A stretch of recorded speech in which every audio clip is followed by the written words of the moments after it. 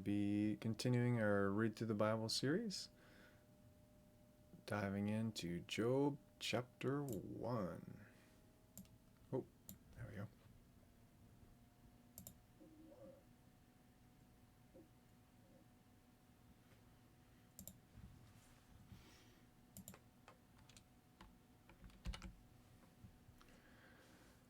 Job chapter 1. There was a man in the land of Uz whose name was Job. And that man was blameless, upright, fearing God and turning away from evil. 7 sons and 3 daughters were born to him. His possessions also were 7,000 sheep, 3,000 camels, 500 yoke of oxen, 500 female donkeys, and very many servants. And that man was the greatest of all the men of the East. His sons used to go and hold a feast in the house of each one on his day, and they would send and invite their 3 sisters to eat with and drink with them. When the days of feasting had completed their cycle, Job would send and consecrate them, rising up early in the morning and offering burnt offerings according to the number of them all. For Job said, "Perhaps my sons have sinned and cursed God in their hearts." Thus Job did continually. Now there was a day when the sons of God came to present themselves before the Lord, and Satan also came among them. The Lord said to Satan, "From where do you come?" Then Satan answered the Lord and said, "From roaming about the earth and walking around on it." The Lord said to Satan, "Have you considered my servant Job? For there is no one like him in all the earth, a blameless and upright man, fearing God and turning away from evil." Then Satan answered the Lord, "Does Job fear God for nothing? Have you not made a hedge around him and his house and all that he has on every side? Have you blessed the work of his hands? And his possessions have increased in the land.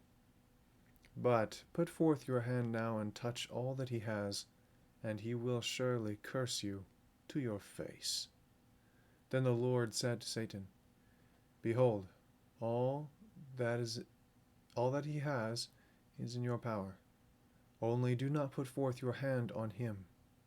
So Satan departed from the presence of the Lord. Now on the day when his sons and daughters were eating and drinking wine in their oldest brother's house, a messenger came to Job and said, "The oxen were plowing and the donkeys feeding beside them, and the Sabeans attacked and took them. They also slew the servants with the edge of the sword, and I alone have escaped to tell you."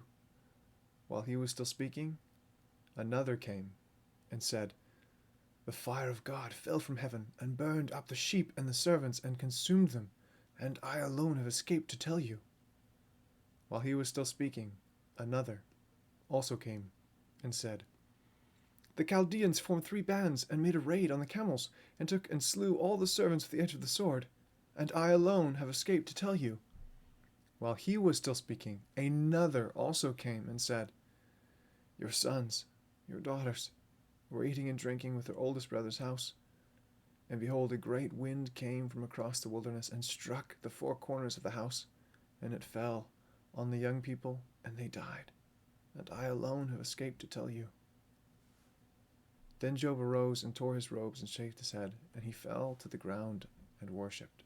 He said, "Naked I came from my mother's womb, and naked shall I return there. The Lord gave, and the Lord has taken away. Blessed be the name of the Lord." Through all of this, Job did not sin, nor did he blame God. Wow. Intense.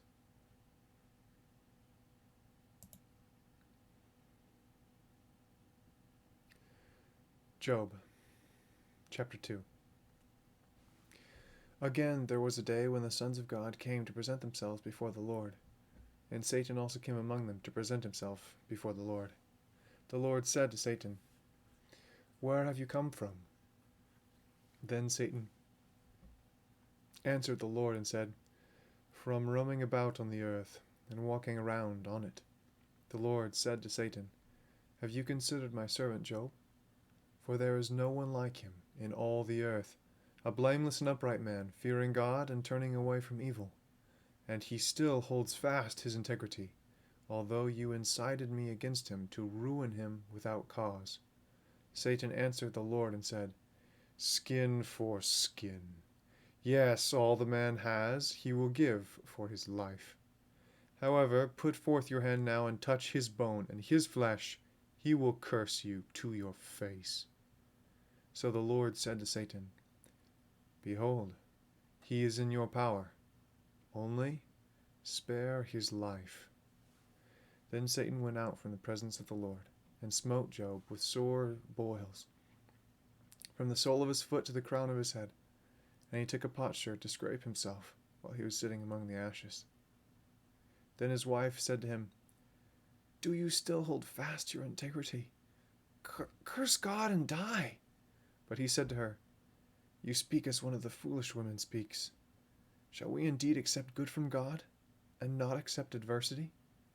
In all this, Job did not sin with his lips.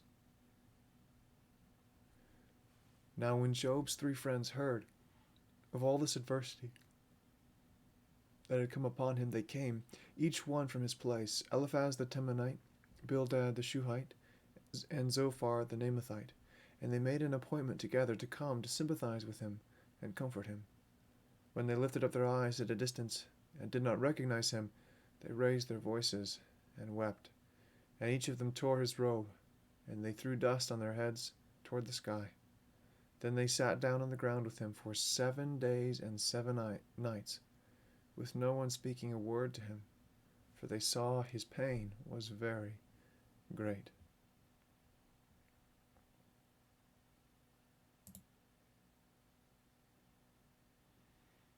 Job, chapter 3. Afterward, Job opened his mouth and cursed the day of his birth, and Job said, Let the day perish on which I was to be born, and the night which said, A boy is conceived. May that day be darkness.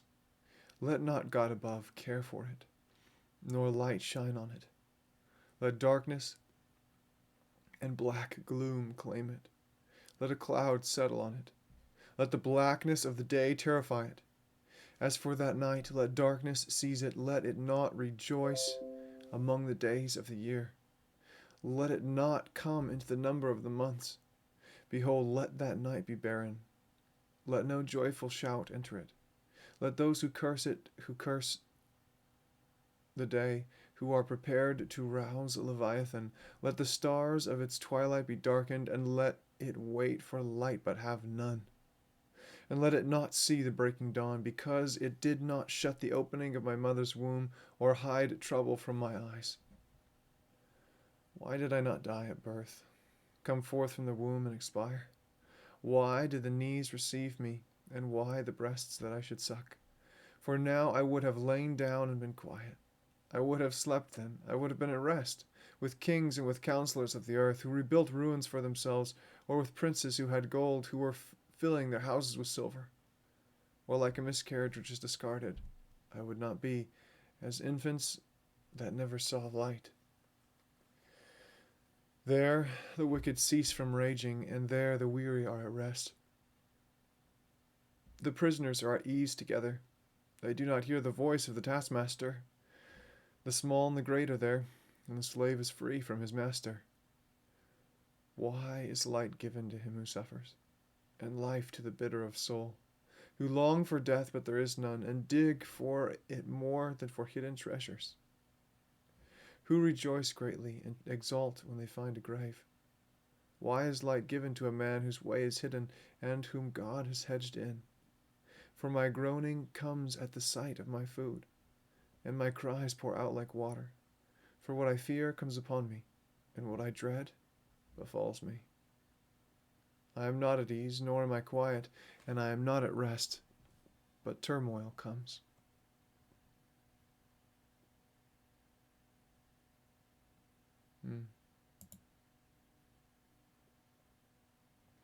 Job chapter 4.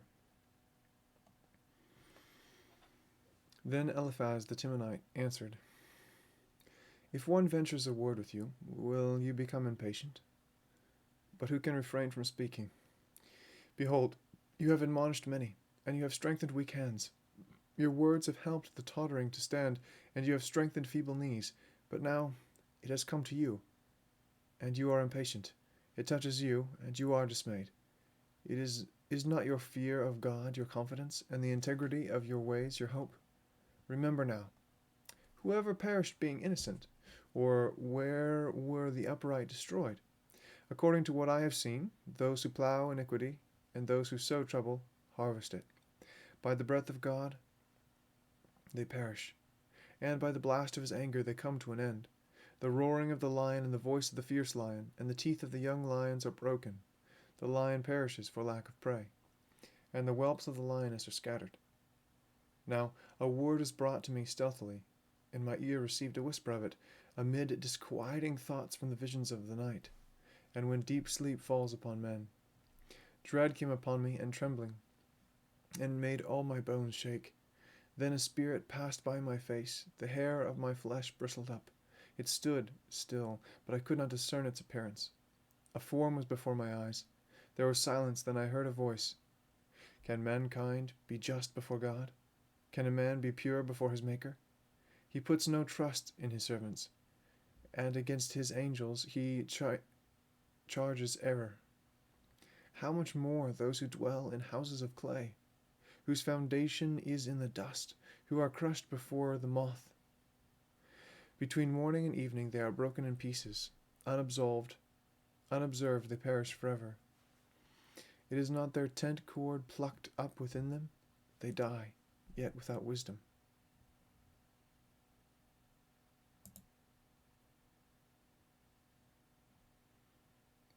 Job chapter 5. Call now. Is there anyone who will answer you? And to which of the holy ones will you turn? For anger slays the foolish man, and jealousy kills the simple. I have seen the foolish taking root, and I cursed his abode immediately. His sons are far from safety.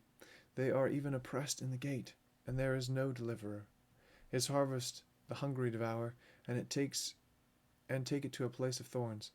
And the schemer is eager for their wealth, for affliction does not come from the dust, nor does trouble sprout from the ground, for man is born for trouble, as sparks fly upward. But as for me, I would seek God, and I would place my cause before God, who does great and unsearchable things, wonders without number. He gives rain on the earth and sends water on the fields, so that he sets on high those who are lowly, and those who mourn are lifted to safety. He frustrates the plotting of the shrewd, so that their hands cannot attain success. He captures the wise by their own shrewdness, and the advice of the cunning is quickly thwarted. By day they meet with darkness, and grope at noon as in the night. But he saves from the sword of their mouth, and the poor from the hand of the mighty. So the helpless has hope, and unrighteousness must shut its mouth. Behold, how happy is the man whom God reproves. So do not despise the discipline of the Almighty, for he inflicts pain and gives relief. He wounds, and his hands also heal. From 6 troubles he will deliver you, even in 7 evils he will not touch you. In famine he will redeem you from death, and in war from the power of the sword. You will be hidden from the scourge of the tongue, and you will not be afraid of violence when it comes. You will laugh at violence and famine, and you will not be afraid of wild beasts, for you will be in league with the stones of the field, and the beasts of the field will be at peace with you. You will know that your tent is secure, and you will visit your abode and fear no loss.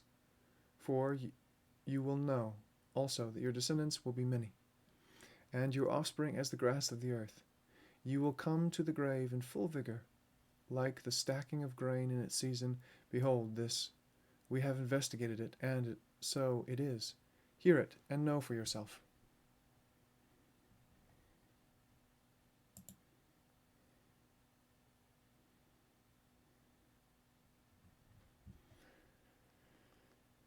Yeah, I'd be bothered if I got such a long speech from a friend if I was in a rough time. Kind of makes sense. Job chapter 6. Then Job answered, Oh, that my grief were actually weighed and laid in the balances together with my calamity. for then it would be heavier than the sand of the seas. Therefore my words have been rash. For the arrows of the Almighty are within me, their poison my spirit drinks.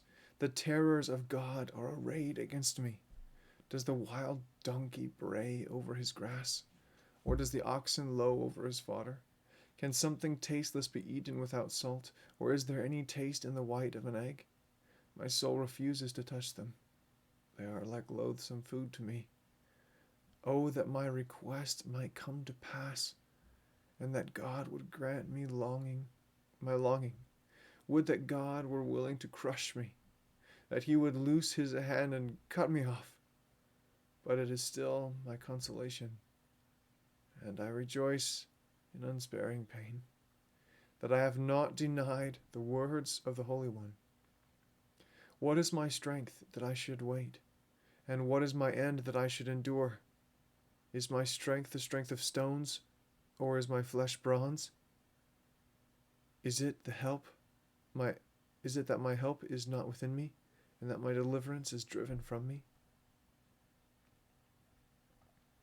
For the despairing man there should be kindness from his friend, so that he does not forsake the fear of the Almighty.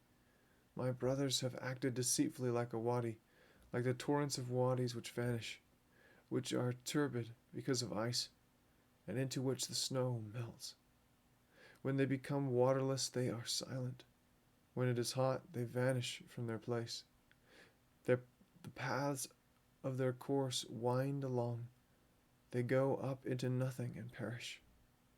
The caravans of Tema looked, the travelers of Sheba.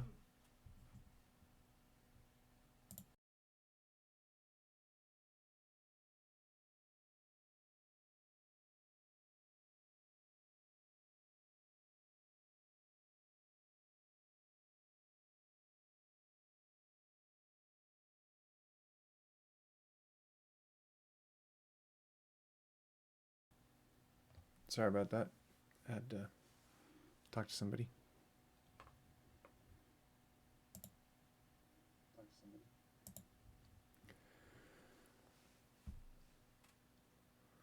The travelers of Sheba hoped for them.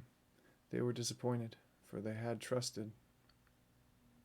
They came there and were confounded.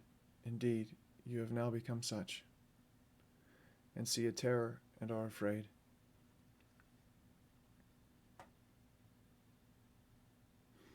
Have I said, give me something, or offer a bribe for me from your wealth, or deliver me from the hand of the adversary, or redeem me from the hand of the tyrants?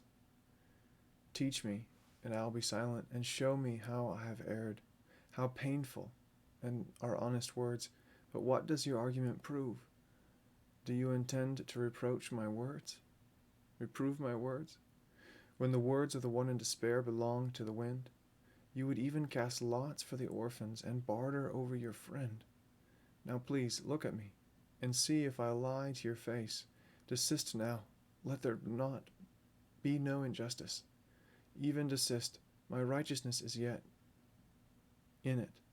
Is there injustice on my tongue? Cannot my palate discern calamities?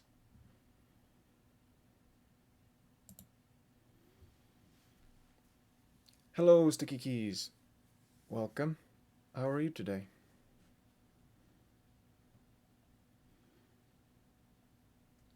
Catch you on the other end of this chapter. Job, chapter 7. Is not man forced to labor on earth, and are not his days like the days of a hired man? As a slave who pants for the shade, and as a hired man who eagerly waits for his wages, so am I allotted months of vanity, and nights of trouble are appointed me. When I lie down, I say, when shall I arise? But the night continues, and I am continually tossing until dawn. My flesh is clothed with worms and a crust of dirt. My skin hardens and runs. My days are swifter than a weaver's shuttle, and come to an end without hope. Remember that my life is but breath. My eye will not again see good. The eye of him who sees me will behold me no longer. Your eyes will be on me, but I will not be. When a cloud vanishes, it is gone. And so he who goes down to Sheol does not come up. He will not return again to his house, nor will his place know him any more. Therefore I will not restrain my mouth. I will speak in the anguish of my spirit. I will complain in the bitterness of my soul. Am I the sea, or the sea monster, that you set a guard over me? If I say my bed will comfort me, my couch will ease my complaint, then you frighten me with dreams and terrify me by visions, so that my soul would choose suffocation rather than my pains. I waste away. I will not live forever. Leave me alone, for my days are but a breath. What is man that you magnify him, and that you are concerned about him, that you examine him every morning and try him every moment? Will you never turn your gaze away from me, nor let me alone until I swallow my spittle? Have I sinned? What have I done to you, O watcher of men? Why have you set me as your target, so that I am a burden to myself? Why then do you not pardon my transgression, and take away my iniquity? For now I will lie down in the dust, and you will seek me, but I will not be.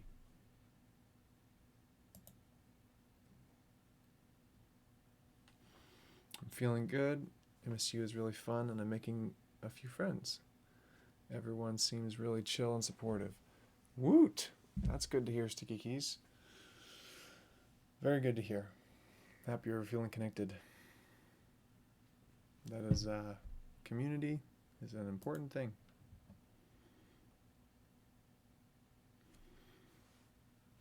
Job, chapter 8. Then Bildad the Shuhite answered, How long will you say these things, and the words of your mouth be a mighty wind? Does God pervert justice, or does the Almighty pervert what is right? If your sons sinned against him, then he delivered them into the power of their transgression.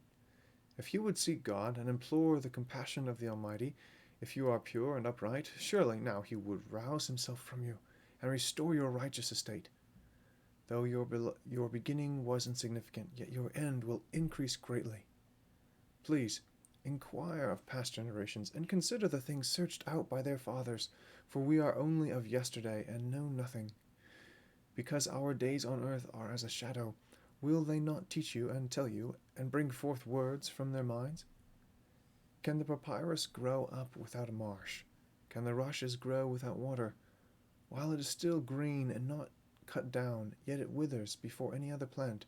So are the paths of all who forget God, and the hope of the godless will perish. Whose confidence is fragile, and whose trust is a spiderweb? He trusts in his house, but it does not stand. He holds fast to it, but it does not endure. He thrives before the sun, and his shoots spread out over his garden. His roots wrap around a rock pile. He grasps a house of stones. If he is removed from his place, then it will deny him, saying, I never saw you. Behold, this is the joy of his way, and out of the dust others will spring. Lo, God will not reject a man of integrity, nor will he support the evildoers. Yet he will fill your mouth with laughter, and your lips with shouting. Those who hate you will be clothed with shame, and the tent of the wicked will be no longer.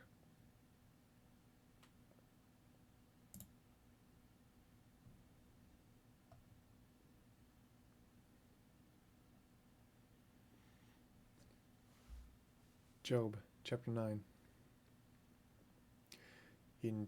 Then Job answered, In truth, I know that this is so, but how can a man be in the right before God? If one wishes to dispute with him, he could not answer him in 1,000 times. Wise in heart and mighty in strength, who has defied him without harm? It is God who removes the mountains. They know not how. When he overturns them in his anger, who shakes the earth out of its place, and its pillars tremble? Who commands the sun not to shine and sets its seal upon the stars? Who alone stretches out the heavens and tramples down the waves of the sea? Who makes the bear, Orion and Pleiades, and the chambers of the south? Who does great things, unfathomable, and wondrous works without number? Were he to pass by me, I would not see him. Were he to move past me, I would not perceive him. were he to snatch away, who could restrain him? Who could say to him, "What are you doing?" God will not turn back his anger. Beneath him crouch the helpers of Rahab. How then can I answer him, and choose my words before him? For though I were right, I could not answer. I would have to implore the mercy of my judge. If I called and he answered me, I could not believe that he was listening to my voice, for he bruises me with a tempest, and multiplies my words without cause. He will not allow me to get my breath, but saturates me with bitterness. If it is a matter of power, behold, he is the strong one, and if it is a matter of justice, who can summon him? Though I am righteous, my mouth will condemn me. Though I am guiltless, he will declare me guilty. I am guiltless. I do not take notice of myself. I despise my life. It is all one. Therefore I say, he destroys the guiltless and the wicked. If the scourge kills suddenly, he mocks the despair of the innocent. The earth is given into the hand of the wicked. He covers the faces of its judges. If it is not he, then who is it? Now my days are swifter than a runner. They flee away, they see no good. They slip by like reed boats, like an eagle that swoops on its prey. Though I say, I will forget my complaint, I will leave off my sad countenance and be cheerful.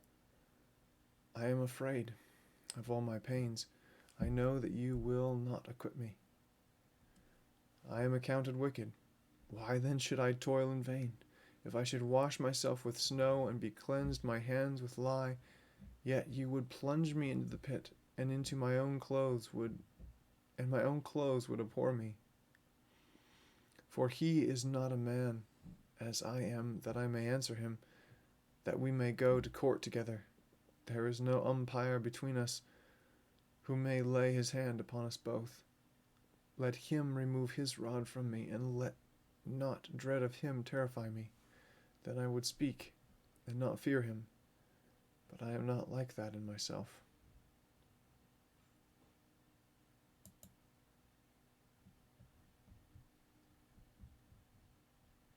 Job chapter 10.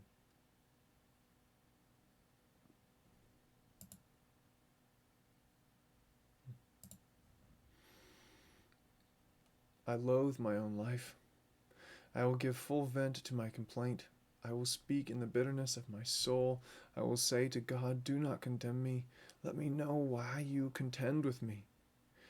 It is right for you indeed to oppress, to reject the labor of your hands. Is it right for you to indeed oppress, to reject the labor of your hands, and to look favorably on the schemes of the wicked? Have you eyes of flesh, or do you see as a man sees? Are your days as the days of a mortal, or your years as a man's years, that you should seek for my guilt, and search after my sin? According to your knowledge, I am indeed not guilty, yet there is no deliverance from your hand. Your hands fashioned me and made me altogether, and would you destroy me? Remember now that you have made me as clay, and would you turn me into dust again? Did you not pour me out like milk, and curdle me like cheese?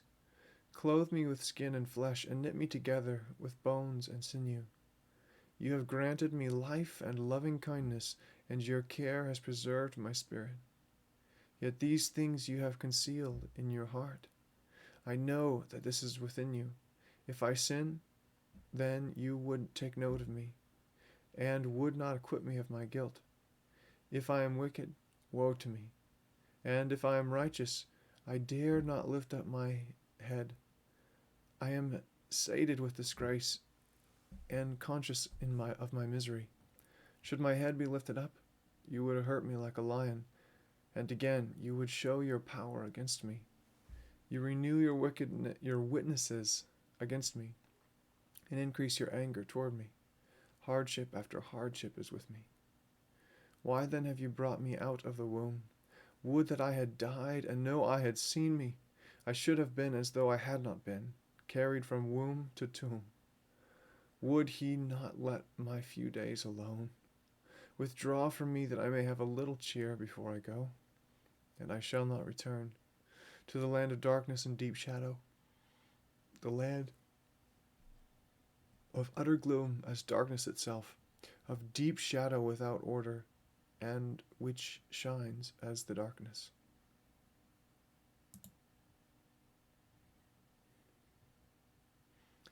Job chapter 11. Then Zophar the Naamathite answered, Shall a multitude of words go unanswered, and a talkative man be acquitted? Shall your boast silence men, and shall you scoff, and none rebuke? For you have said, My teaching is pure, and I am innocent in your eyes. But would that God might speak, and open his lips against you, and show you the secrets of wisdom. For sound wisdom has two sides. Know, then, that God forgets a part of your iniquity. Can you discover the depths of God? Can you discover the limits of the Almighty? They are high as the heavens. What can you do? Deeper than Sheol. What can you know? Its measure is longer than the earth, and broader than the sea. If he passes by, or shuts up, or calls an assembly, who can restrain him? For he knows false men, and he seeks iniquity without investigation. An idiot will become intelligent when the foal of a wild donkey is born a man. You would direct your heart right, and speak out your hand to him, and spread out your hand to him. If inquiry is in your hand, put it far away, and do not let wickedness dwell in your tents. Then indeed you could lift up your face without moral defect, and you would be steadfast and not fear. For you would forget your trouble. As waters that have passed by, you would remember it. Your life would be brighter than noonday. Darkness would be like the morning. Then you would trust, because there is hope, and you would look around and rest securely. You would lie down, and none would disturb you, and many would entreat your favor. But the eyes of the wicked will fail, and there will be no escape for them, and their hope is to breathe their last.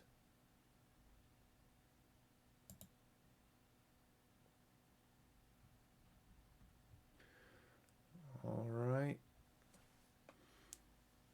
That's all the time I have allotted for today.